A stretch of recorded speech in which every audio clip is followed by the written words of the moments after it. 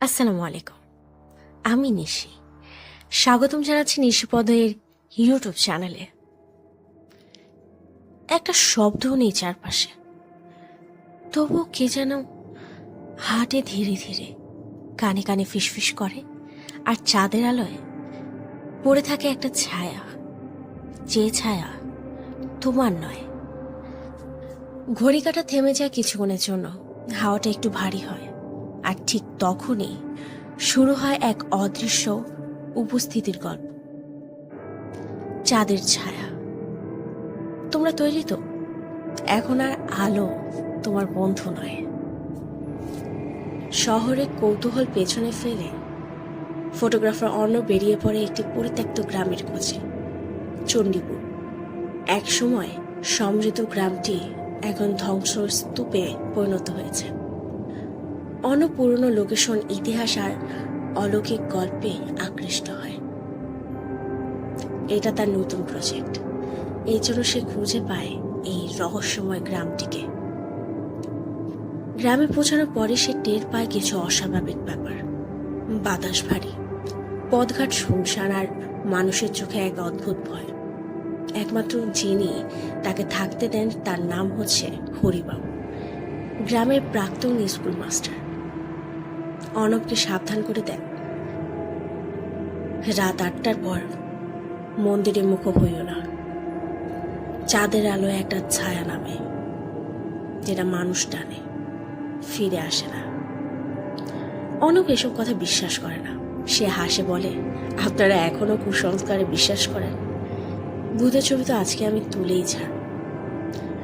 তবে রাতে ঘুমোতে গিয়ে হঠাৎ অর্ণব যেন শুনতে পায় কারো ফিসফিসানি। তার নাম ধরে কেউ ডাকছে। জানালার পাশে চাঁদের আলো পড়েছে, আর ছায়া গুলিয়ে গেছে দরজার ঠিক বাহিরে।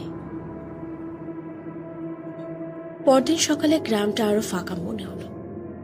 বাজারে দোকানগুলো খোলা থাকলেও মানুষজন মুখ চাওয়াচাই করছিল। অর্ণব বের হলো শিব মন্দিরের খোঁজে। পথে দেখা হলো এক বয়স্ক মহিলার সঙ্গে। তিনি অর্ণবকে সাবধান করলেন, কাপা গলায় বললেন, সেই ছায়াটা আসলে মানুষ ছিল, এক মাইয়া। তারে এখানে বলি দেওয়া হয়েছিল অনেক বছর আগে। ওর অভিশাপে এই গ্রাম নষ্ট হয়েছে। মন্দির ছিল গ্রামের প্রান্তে, ঝোপঝাড়ে ঢাকা। অর্ণব দুপুরে কিছু ছবি তুলল।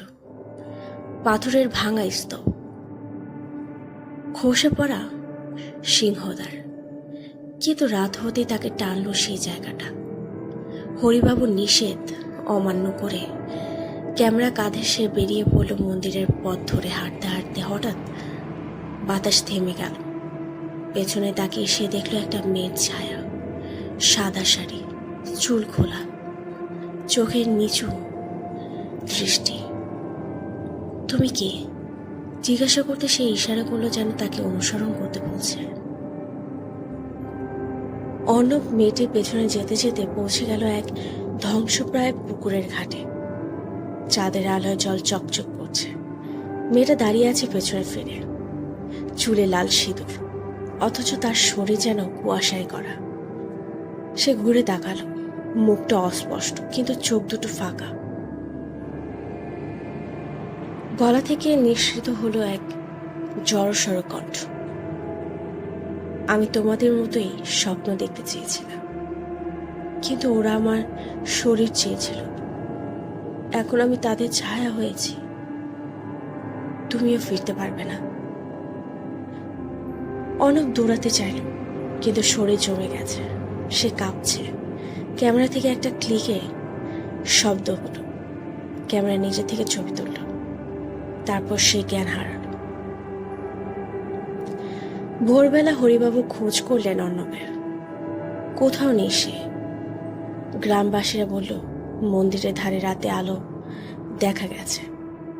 দুজন মিলে খুঁজতে গিয়ে পুকুর ঘাটে তারা পেল অর্ণবের ক্যামেরা আর তার ছেঁড়া ব্যাগ।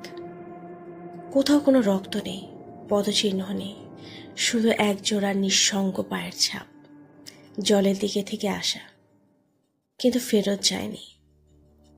হরিবাবু ক্যামেরার ছবি দেখতে গিয়ে স্তব্ধ হয়ে গেলেন। ছবিতে আছে এক সাদা শাড়ি পরা মেয়ের মুখ, যার চোখ দুটি যেন শূন্যের মতো ফাঁকা, আর পাশে দাঁড়িয়ে আছে অর্ণব, তার চোখেও একই রকম শূন্য। গ্রাম জুড়ে আবার কানাঘোষা শুরু হলো, আর একজন চলে গেল, আর একটা ছায়া যোগ হলো। আজ বহু বছর পর কেউ চণ্ডীপুরের গল্প করে না। গুগল ম্যাপেও গ্রামটির অবস্থান আর দেখা যায় না। তবে কেউ কেউ বলে, গভীর রাতে পুরনো মন্দিরের পাশ দিয়ে গেলে হঠাৎ একটা ক্যামেরার ক্লিক শোনা যায়। তারপর চাঁদের আলোয় দেখা যায় দুটি ছায়া, একজন মেয়ে আর তার পাশে এক যুবক। দুজনেই তাকিয়ে আছে ঠিক তোমার দিকে। তাদের চোখে কোনো দৃষ্টি নেই, কিন্তু মনে হয় যেন তারা তোমাকেই ডাকছে। পেছনে তাকিয়েও না, ছবিটা তোলা হয়ে গেছে।